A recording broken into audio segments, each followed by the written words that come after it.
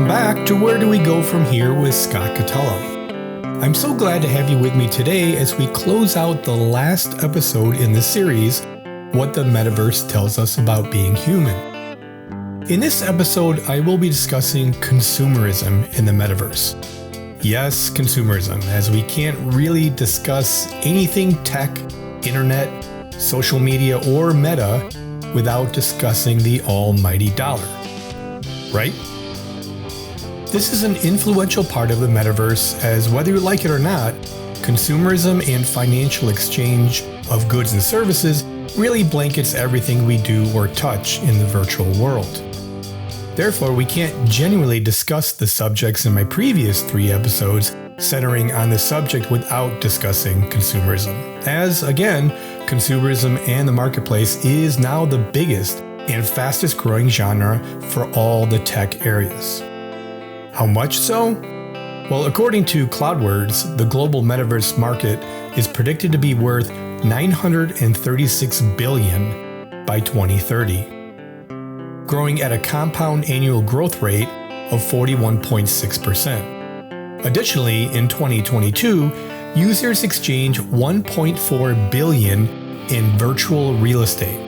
Yes, I said real estate, which I will be discussing later on in this episode, which is a significant increase from $500 million in 2021.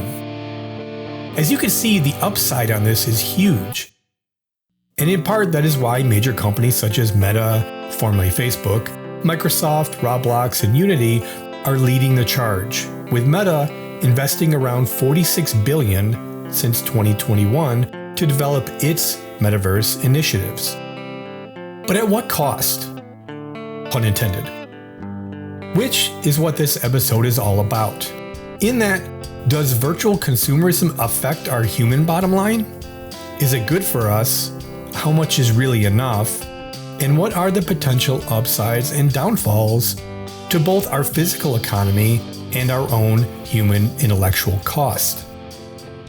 During this episode, I will be discussing the following topics as they relate to consumerism in the metaverse and the virtual world.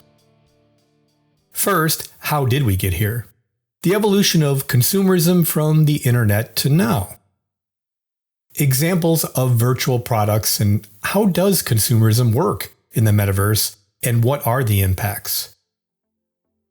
How does consumer behavior in virtual environments differ from the physical world? And more importantly, what does this tell us about being human? So strap in as we get into the how, why, and what of consumerism in the digital world.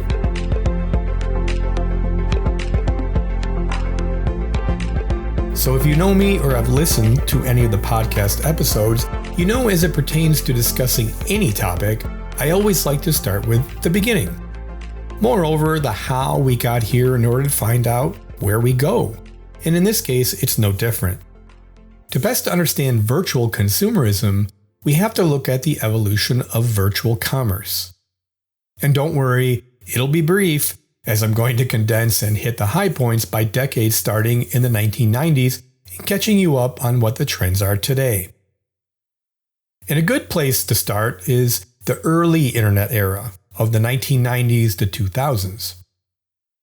In this decade, consumerism on the internet began with the rise of e-commerce in the mid-1990s. In its infancy, companies like Amazon, established in 1994, and eBay in 1995, pioneered online marketplaces, allowing customers to buy and sell goods online. Also, during this period, the development of secure online payment systems, such as PayPal, developed in 1998, facilitated the growth of online shopping, which really changed the game. The late 1990s also saw a surge in internet-based companies, leading to increased investment in online platforms and the expansion of digital consumerism. So the next decade of the 2000s through 2010 saw the development of Web 2.0 and social media. In looking at the decade of this period, the introduction of platforms like MySpace in 2003, Facebook in 2004, and Twitter in 2006 transformed how customers interacted with the brands. social media became a powerful tool and driver for marketing and customer engagement. And as it relates to virtual goods and real estate, platforms like Second Life, developed in 2003, initially introduced the concept of virtual goods and real estate. Developed and owned by the San Francisco-based firm Lidden Lab and launched on June 23rd of 2003, it saw a rapid growth for some years in 2013. It had approximately 1 million regular users. And users could purchase digital items and properties, creating a beginning to establish the virtual economy that we know today. Also, platforms like YouTube in 2005 and Instagram in 2010 enabled users to create and share content, influencing customer trends and behaviors. And key on that word influencing, because we're going to talk about that a lot later on. A huge change, and honestly a game changer, came with the rise of smartphones and mobile apps, further revolutionizing consumerism, making shopping and social interaction more accessible and integrated into all of our daily lives. And now the metaverse and virtual worlds from the 2020s to about present day. As the biggest influencer is the development of blockchain technology, or NFTs. The integration of blockchain technology and the rise of NFTs, or non-fungible tokens, have enabled unique digital ownership. In simple terms, blockchain technology is an advanced database mechanism that allows transparent information sharing within a business network. A blockchain database stores data in blocks that are linked together in a chain.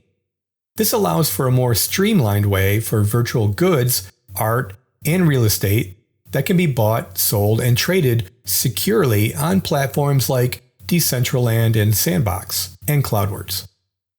Also in this decade, the metaverse also had offered immersive experiences through VR and AR. Users can attend virtual concerts, art exhibits, and social events, creating new consumer opportunities in entertainment and socialization.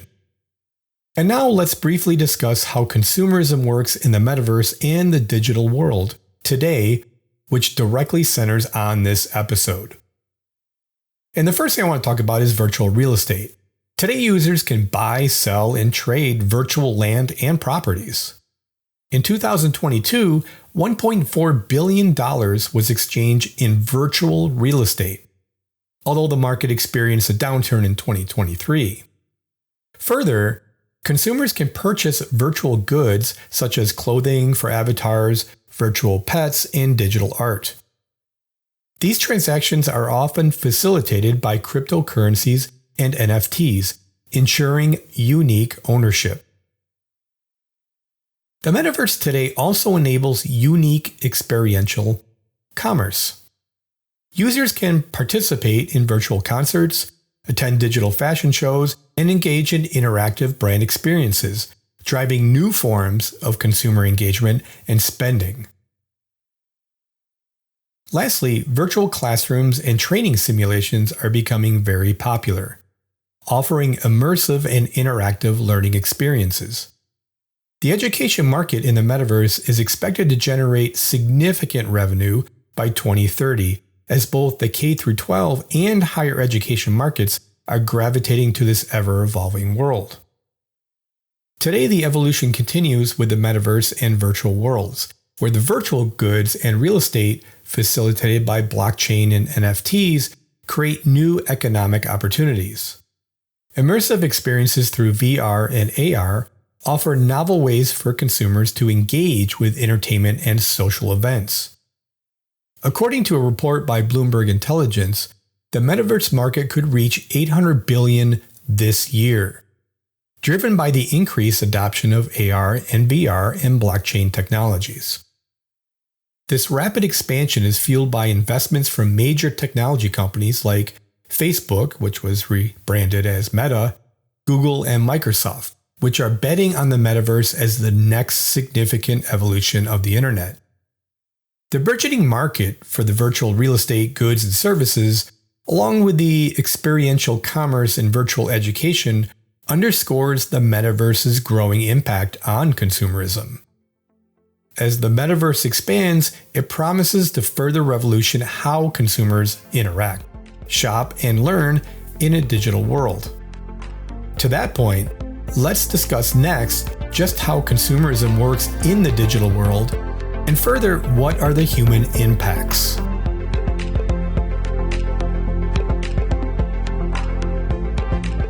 So let's talk about digital goods and services. The metaverse is a vast and dynamic marketplace where users can purchase virtual real estate, digital fashion, NFTs, and in-game items. In this segment, I wish to discuss some of the main areas consumers and businesses utilize virtual consumerism, and further, what does that economic impact look like? For this segment, I really did want to focus on 4 main areas that I found the most interesting and important to discuss.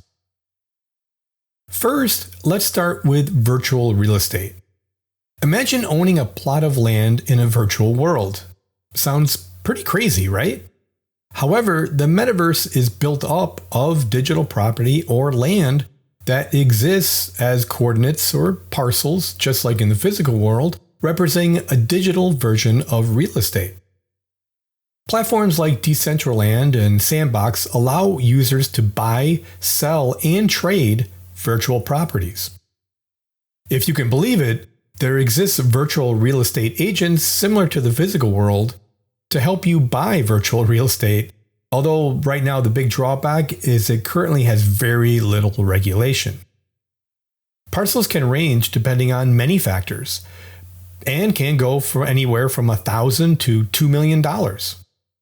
In March of 2021, a virtual real estate parcel in Decentraland sold for over $900,000. This transaction underscores the high value placed on digital ownership and the willingness of consumers to invest substantial amounts in virtual properties. In 2022, the virtual real estate market saw transactions worth $1.4 billion, although it did experience a slight downturn in 2023. Despite this, the market's potential remains enormous. Next, I want to talk about digital fashion. Digital fashion is another exciting aspect of the metaverse. Brands like Gucci and others are creating virtual clothing and accessories for avatars. These digital items can be worn in various virtual environments, allowing users to express their style in the metaverse. Spending on average 50% of their time online, this is the place where consumers want to be unique and recognized. Fashion in the digital world opens up endless possibilities, as it is a world unrestricted by the laws of physics and has really no true constraints. According to the Allied Market Research, the global digital clothing market was valued at $498 million in 2021 and is projected to reach $4.8 billion by 2031, growing at a compound annual growth rate of 26.4% from 2022 to 2031, shadowing the rise in digitalization and the demand for sustainability. Now, if you can recall from my second episode in the series titled Identity, I discussed the world of avatars. And in this case, fashion, or skins as they're called, are designed and sold for your online avatar. Fashion in the digital world are really designed for what companies often refer to as digital sapiens. The digital fashion or skins have become so popular that their collective commitment is poised to impact global emissions from the fashion industry with a reduction of 10%. So much so, companies like Gucci are partnering and forming unique joint ventures with companies like Roblox, an online gaming platform. Next are NFTs, which I described briefly earlier. It is an important driving force as it relates to consumerism in the virtual world. Non-fungible tokens, or NFTs, have revolutionized digital ownership. NFTs enable users to buy, sell, and trade unique digital assets such as art, music, and collectibles. The blockchain technology behind NFTs ensures the authenticity of the digital items, making them highly valuable. And lastly, one of my favorite impacts to consumerism is gaming, of course, especially since game manufacturers target the average age of video game players, which is around 18 to 34 years of age. You guessed it, an age group with the potential of the most disposable income. No accident there, right? In-game purchases have long been a staple of digital economies, and the metaverse is no different. Players can buy virtual items such as weapons, skins, and power-ups to enhance their gaming experience. These microtransactions generate significant revenue for game developers and contribute to the overall metaverse economy. This gaming industry is huge, with perhaps the biggest consumer upside. Such purchases take place within the video game itself and can include popular skins, weapons, a variety of upgrades, or accessories. These have been made popular especially in such games as Fortnite and Apex Legends. To put it into perspective, online gaming purchases alone are expected to account for $75 billion by 2025. Now let's discuss the economic impact of the metaverse. The financial scale of the metaverse economy is really staggering, with billions of dollars in transactions taking place annually. And looking first at the financial scale, the metaverse economy is projected to grow exponentially, with estimates suggesting it could be worth trillions of dollars in the coming decade. This growth is driven by the increasing popularity of virtual goods and services and the expanding user base of metaverse platforms. Market trends indicate that investment in the metaverse is accelerating at a breakneck speed. Major tech companies such as Facebook and Microsoft are investing heavily in developing metaverse platforms. Additionally, venture capital firms are pouring money into metaverse startups, fueling innovation and growth in this burgeoning industry. To illustrate the impact of consumerism in the metaverse, let's look at some case studies of successful, at least what I consider to be, successful virtual brands and products. One notable example is a company called RTFKT, a virtual sneaker company that creates digital shoes and accessories. RTFKT has collaborated with major brands like Nike to produce limited edition virtual sneakers, which have become highly sought after collectibles. In December of 2021, Nike actually acquired RTFKT, underscoring the growth and importance of digital fashion in the metaverse, and kind of shows where things are starting to trend. Next is Decentraland. This platform allows users to purchase, develop, and trade virtual real estate using the Mana cryptocurrency. In short, Mana is a proprietary token that powers the Decentraland virtual platform. It can be used to pay for virtual plots of land in Decentraland, as well as in-world goods and services. In 2021, a virtual plot of land sold for $2.4 million, highlighting the speculative nature and economic potential of digital real estate. Next is Roblox. Roblox has become a hub for virtual experiences and consumer spending. Brands like Gucci have created virtual experiences with a digital Gucci bag selling for over $4,000, way more than its physical counterpart. Next is Nike's Nikeland, which is on Roblox. Exemplifies how traditional brands are leveraging the metaverse. Users can actually buy virtual Nike apparel, participate in virtual games, and interact with others, blending physical and digital consumer experiences. And as it relates to experiences, I can't move on without talking about virtual concerts, which is another example of the experience phenomenon. Artists like Travis Scott and Ariana Grande have actually performed virtual concerts in the popular game Fortnite, attracting millions of viewers. These events generate significant revenue through virtual ticket sales and in-game purchases, showcasing the potential of experiential commerce in the metaverse. Now, as exciting as all this consumerism progression is, I feel it's important to look at how many of these companies draw you, the user, in and use behavioral science to target your purchasing power.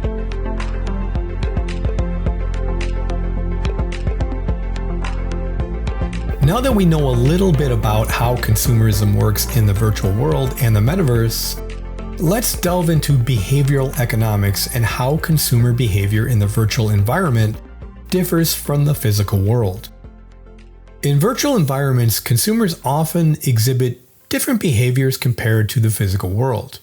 The anonymity and creativity offered by virtual spaces allow users to experiment with their identities and purchase habits.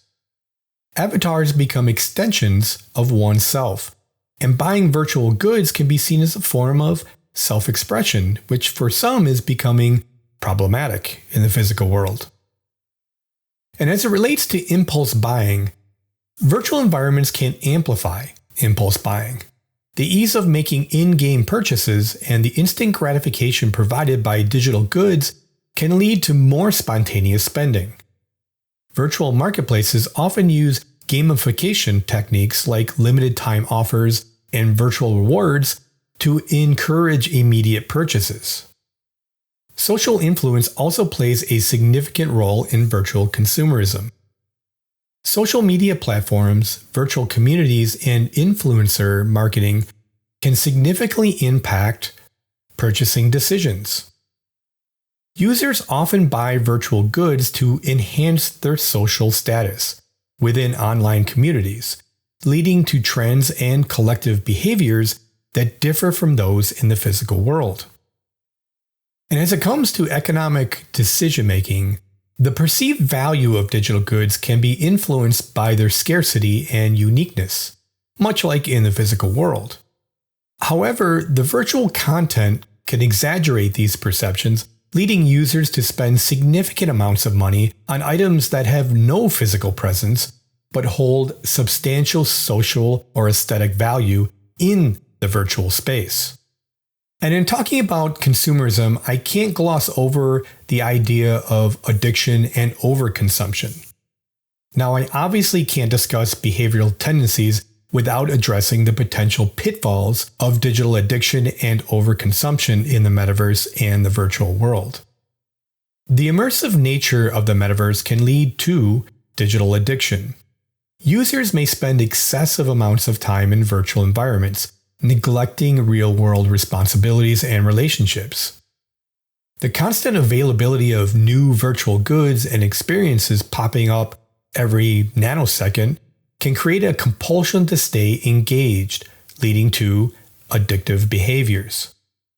The compulsion to acquire virtual goods can be driven by several factors, including the desire for social recognition and FOMO, the fear of missing out, and the pursuit of status within virtual communities. This can result in overconsumption, where users continuously purchase virtual items to keep up with trends and, more importantly, to maintain their online persona. Overconsumption in the metaverse can, however, have real-world financial consequences. Users may spend large amounts of money on virtual goods, sometimes exceeding their budgets and accumulating debt. The line between virtual and real-world spending can easily blur, leading to financial strain and stress. And the psychological impact of virtual consumerism can include increased anxiety, depression, and social isolation. The pressure to maintain a certain image in the virtual world can affect self-esteem and mental well-being, especially if users feel they cannot keep up with the constant demand for new virtual goods. And now that we have a good understanding of how we got here, and in part, how all this works, what does this tell us about who we are, and more importantly, how does this affect our human condition? What virtual consumerism tells us about being human. In the digital age, the phenomenon of virtual consumerism has become an integral aspect of our lives, providing profound insights into human behavior, identity, and social dynamics. As we navigate through virtual environments, our interactions with digital goods and services reveal much about who we are and what drives us as individuals and as a society. And to me, one of the most striking aspects of virtual consumerism is the emphasis on customization and personalization. In virtual worlds, users spend significant time and resources crafting unique avatars, designing virtual homes, and acquiring digital goods that reflect their internal personality. As I discussed in my second episode in this series, Identity, avatar creation definitely tells us a lot about people's personalities. This behavior underscores our innate desire for identity and self-expression. Identity and avatar creation describes both who people are and oftentimes really who they'd rather be. In a similar manner to avatars, consumerism also shows who we are by how we spend our money. Just as we use fashion, decor, and other materials to define ourselves in the physical world, we seek similar avenues in digital spaces to protect and explore our identities. And as it relates to social connection and community, virtual consumerism also highlights our deep-seated need for social connection and community. The acquisition of virtual items often involves participation in shared experiences such as attending virtual concerts, exploring digital landscapes, or participating in online events. These activities foster a sense of belonging and collective identity. Virtual goods can symbolize membership in particular communities or social groups, mirroring the way physical consumers often signify group affiliation and social status in the real world. I also feel based on what we purchase has always been a point of status within both the physical and certainly now the virtual world. Whether right or wrong, the idea of purchasing goods or services to illustrate where one feels they belong in society is inherently human. Another fundamental thread of being human involves behavioral economics, as it surrounds our decision-making. The patterns of virtual consumerism provide valuable analytics into our own decision-making processes and behavioral economics. The ease of purchasing digital items with a few clicks can lead to impulsive buying behavior driven by the desire for instant gratification. The ease of which one can purchase in the virtual world and lack of it feeling like you're truly spending can lead to compulsion, which is also an inherent human condition. I explain this in many of my podcast episodes, especially my episode on video games, entitled Video Gaming 101. Virtual brands and retail companies remove that connection of having to pull out your wallet or purse for cash or credit, thus removing the physical effort or transacting. Therefore, in a way, by simply clicking a button, it doesn't really feel like you've spent anything. Well, until that credit card bill arrives. Additionally, principles of scarcity are frequently employed in virtual marketplaces to drive demand and enhance perceived value, revealing the universal nature of these economic principles across both the physical and digital realms. And as it relates to escapism and fantasy, the allure of virtual consumerism is also deeply tied to our desire for escapism and fantasy. Virtual environments offer an escape from the constraints and challenging demands of the physical world, allowing us to explore alternate realities and live out fantasies. Whether through role-playing games, virtual worlds, or digital art, we find opportunities for creative expression and experimentation in ways that may be very limited in our daily lives. I state this as the virtual world often creates a realm of perceived control and comfort, which is a welcome departure from the stresses and lack of control the physical world often offers.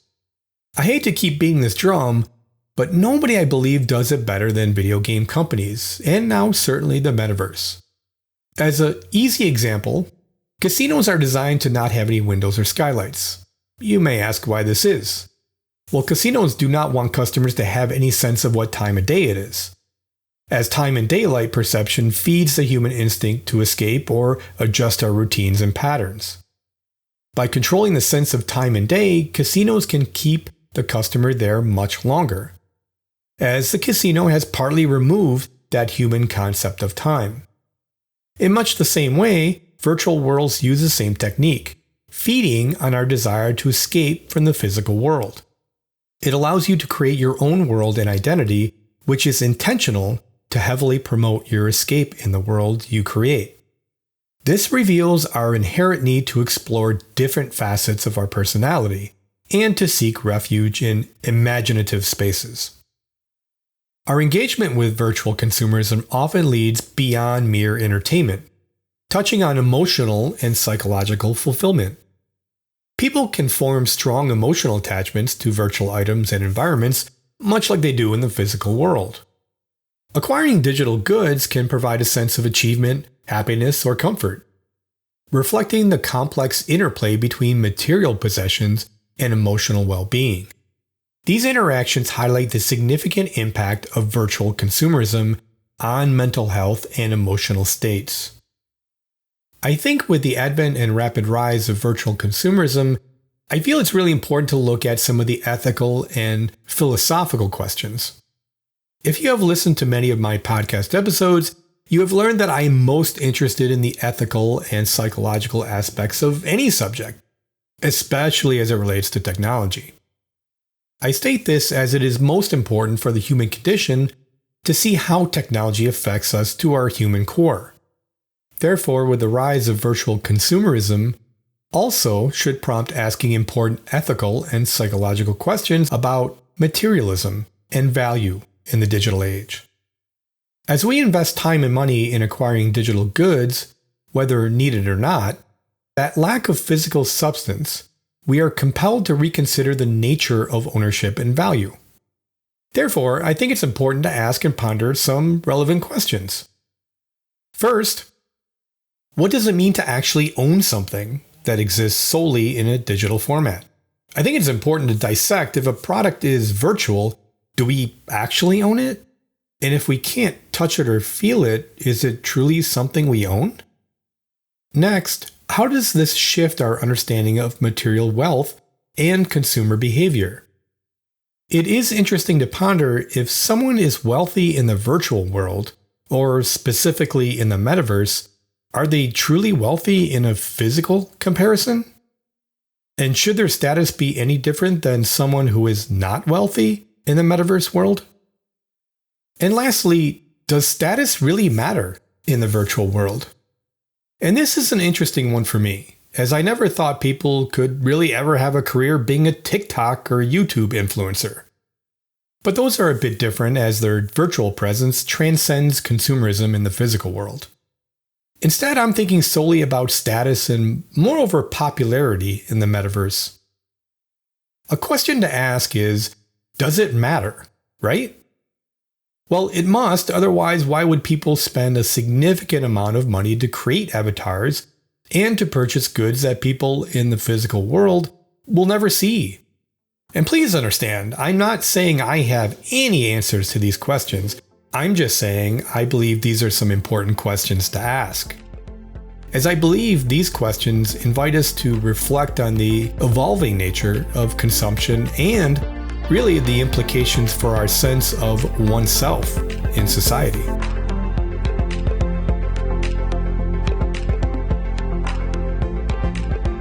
As we wrap up today's episode, let's reflect on what we've discussed and what it reveals about us as humans navigating the ever-evolving landscape of the metaverse. We began by exploring the incredible evolution of consumerism from the early days of the internet to the vibrant, immersive worlds of the metaverse. The transformation has been swift and profound, leading us to new ways of shopping, interacting, and even living. The emergence of virtual real estate, digital fashion, and NFTs signifies a shift not just in how we spend our money, but in how we define our identities and connect with others. We've seen how major companies are investing billions into the metaverse, recognizing its vast potential. Yet, with this growth comes significant questions, like how much is enough? What are the economic, social, and psychological costs of this new form of consumerism? Also, behavioral economics in the virtual realm shows us that anonymity and the ability to experiment with our identities lead to unique purchasing behaviors. The metaverse can amplify impulse buying and foster social influence, with users often driven by the desire to enhance their virtual personas and social status. However, this can also lead to digital addiction and overconsumption with real-world financial and psychological consequences. Ultimately, virtual consumerism in the metaverse tells us a great deal about being human. It highlights our innate desires for identity, self-expression, social connection, and community. It reveals our tendencies toward impulsive behavior and the universal economic principles that guide our decisions, both online and off. The allure of escapism and fantasy in virtual worlds provides a powerful insight into our need to explore alternate realities and really push the boundaries of our own creativity. As we conclude this episode, and indeed the series, What the Metaverse Tells Us About Being Human, let's keep in mind the critical balance between embracing the exciting opportunities of the metaverse and remaining mindful of its implications on our lives. I'm Scott Catello, and this has been Where Do We Go From Here? Thank you so much for joining me on this journey through the intersections of technology, identity, and humanity in the virtual world. I have to say, doing this 4-part series was a lot of fun for me, and especially doing the research for the series has also educated me a bit, and I have to say slightly opened a window as to who we are as a society and where we may be heading. Join me for my next episode where I have a little fun. My 1-year anniversary was last month, so I decided it was appropriate to take some time and devote an episode to you, the listener, and select some of your email questions to answer. So definitely stay tuned for that, as I did get some really good questions. I appreciate your support so much, and don't forget to subscribe and tell your friends. As a reminder, this podcast can always be heard on all the main platforms, including Apple, Spotify, YouTube, Amazon, and iHeartRadio. And as always, I welcome your feedback and questions on this episode or any episodes. And if you have any ideas for future episodes, I want to hear them. For any such feedback, as you know, you can contact me at catelloscott@gmail.com. Hope you love the series, and till next time.